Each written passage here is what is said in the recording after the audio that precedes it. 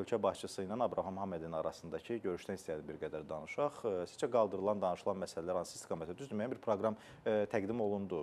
Xüsusən bu 9-7-ci düzəlişlə bağlı da məsələlər vurğulandı. Mən istəyirəm əsas istiqamətlərdən bir başlayaq, sonra xüsusən bu 9-7-ci düzəlişə ayrıca danışaq. Məlum olduğu kimi Azərbaycan, Amerika, Birləşmiş Ştatları münasibətləri strateji tərəfdaşlı münasibətlərdir. Bununla bağlı ABŞ-ın vitse-prezidenti Vence'nin Bakıya səfəri zamanı müvafiq sənəd imzalandı, xarici imzalandı. Yəni, strateji tərəfdaşlı münasibətlərin çox yüksək səviyyəsidir. Yəni, fundamental məsələlərdə bizim mövqeyimiz üst-üstə düşür. Və xüsusilə də asimetrik təhdidlərə qarşı mübarizə prosesində enerji təhlükəsizliyi, nəqliyyat təhlükəsizliyi və digər sahələrdə biz strateji tərəfdaşlar kimi davranırıq. Və münasibətlərimizin inkişaf xəttinə baxsanız, tarixi Vaşinqton razılaşmaları heç şübhəsiz ki, keyfiyyət yeni mərhələnin əsasını qoyub. Və bu danışıqların nəticəsində ikitərəfli münasibətlərimizin ən anlaşılmaz səhifəsi olan 9-7-ci maddə, onun ləğvi ətrafında çox ciddi fikir mübadiləsi aparılıb və çox yaxşı ki, Birləşmiş Ştatların prezidenti Donald Trump Azərbaycanın strateji mövqeyini, onun beynəlxalq sülhə və təhlükəsizliyə verdiyi töhfəni nəzərə alıb 9-7-ci maddənin fəaliyyətini növbəti il üçün dayandırıb. Bu, prezidentin səlahiyyətində olan məsələdir. 9-7-ci maddə 1992-ci oktyabr 24-də qəbul edib, ABŞ Konqresi bu addımı atıb və onun ləğvi məsələlərinə gəldikdə də qeyd edeyim ki, bunun üçün Konqresdə 3-2 səs çoxluğu toplanmalıdır. Və çox sevindirici haldır ki, Amerika Birləşmiş Ştatları Nümayəndələr Palatasının üzvü Abraham Hamadinin Azərbaycana səfəri ölkə prezidenti Cənab İlham Əliyev ilə apardığı danışıqlardan məlum oldu ki, bir 9-7-ci maddənin ləğvi ilə bağlı qanunvericilik təşəbbüsü edilib. Müvafiq qanun layihəsi hazırlanıb, onun həmmüəlliflərinin biri də Hamadandır. Və bu çox müsbət hadisədir. Artıq qanunvericilik təşəbbüsünün özü ortadadır. Prezident səlahiyyətləri daxilində addım atır, bu bəlli məsələdir. Amma bizə 9-7-ci maddənin fəaliyyətinin məhdudlaşdırılması deyil, onun tamamilə ləğvi məsələsi çox vacibdir. Çünki burada ədalət anlayışı var birincisi. Ədalətdir. Digər tərəfdən strateji tərəfdaşlığın artıq heç bir məhdudiyyətsiz davam etməsini biz istəyirik. Bəli, yəni bizim münasibətlərimizin qiymətləndirsək, axı bu 9-7-ci maddə ki, azadlığın müdafiə aktı ilə bağlıdır. Bu 9-7-ci maddə tam ləğv olsa belə, ondan sonraki Azərbaycan iqtisadi dəstək gəlir. Bu yenə də simvolik mənada. Bugün Azərbaycan öz iqtisadiyyatı elə inkişaf edib ki, bizim imkanlarımız elə böyükdür ki, söhbət yalnız, necə deyərlər, ondan gedir ki, söhbət prinsip məsələsidir.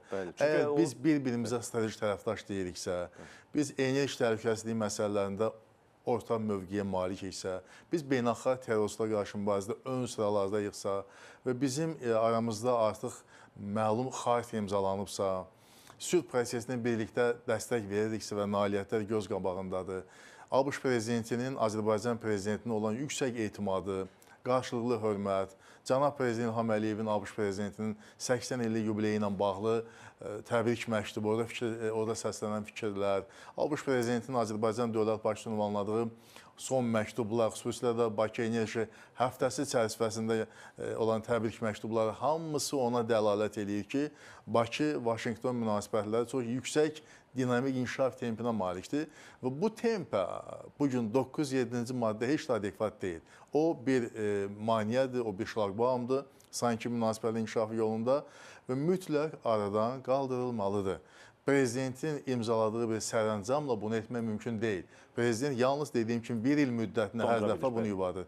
Deməli, 3-2 səs yolu olmalıdır və indi bu təşəbbüsün özünü biz yüksək qiymətləndirməliyik ki, əvvəl heç belə parlamentin belə təşəbbüs də gəlmirdi, konqresdən bu təşəbbüs də gəlmirdi. Yəni, ortada artıq məlum sənəd var. 9-7-ci maddənin ləğvini özündə ehtiva edən bir qanunvericilik aktı var. İndi onun parlamentdə müzakirəsi zamanı vəziyyət necə ola biləcək, bunu söyləmək biraz çətindir. Niyə görə mən belə hesab edirəm? Bugün ABŞ Konqresində Nümayəndələr Palatasında 435 deputat yeri var və orada 218 respublikaçılara malikdir, 214 demokratlara. Yəni, Trump'ın partiyası Nümayəndələr Palatasında 4 səs üstünlüyünə malikdir. Senatda 100 senator var, onun 57-si Trumpın partiyasıdır, 47-si isə əks partiya, demokratlardır. Gözdə orada 45-dir demokratlar, amma iki bitərəflər də demokratların yanındadır, onun deməli onları dəstəkləyir. Yəni 53-ün 47-yə nisbətidir və belə olan vəziyyətdə 6 səs üstünlüyü var. Bir palatada 4, digərində 6 səs çoxluğu var Respublikasından. Bu işdə 2, 3də 2 səs çoxluğu əmələ gəlmir bugünkü reallıqda. Biz ümid bəsləyirik ki, əsas olur proses başlansın. Proses başlansın və demokratlar da bu prosesə dəstək versin. Çünki demokratlar da fərqindədirlər ki, ümumiyyətlə Amerika Birləşmiş Ştatlarının 2 partiyalı xarici siyasət kursu var. 2 partiyalı. Onlar da ABŞ-ın strateji maraqlarını nəzərə alıb bu məsələlərdə biz inanmaq istəyərdik ki, Respublikasının yanında olacaq. Bu ABŞ-İran qarşı durması və müharibəsi deyil ki, Respublikası və demokratlar fərqli mövqedən çıxış etsin. Bu, Birləşmiş Ştatların Cənubi Qafqaz kimi strateji bir regionda maraqları ilə bağlı məsələdir və o maraqların yolunda əsas maneələrdən biri bu 907-ci maddədir.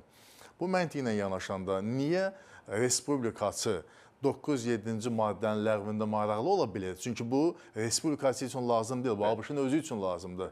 Demokrat isə fərqli mövqedən çıxış edir. Onda belə vəziyyət yaranır ki, demokrat burada Amerika Birləşmiş Ştatlarının qlobal maraqlarını qoyur kənara, özünün şəxsi maraqları, nə bilim, mədə maraqları, cibinin maraqları kontekstində məsələ yanaşır. Bu qəbul edilməzdir və bu məntiqlə indi Respublikasılar bu təşəbbüsdən çıxış etsələr də belə, parlamentdə vəziyyət 3də 2 səs çoxluğunun əmələ gəlməsinə bu prizmadan çətin görünsə də belə, amma dediyim kimi Cənubi Qafqaz, bu Qafqazın açar dövləti, söz sahibi Azərbaycan Respublikasıdır və mən hesab edirəm ki, məntiqlə yanaşanda demokratlar da bu məsələdə Respublikasının yanında yer ala bilərlər.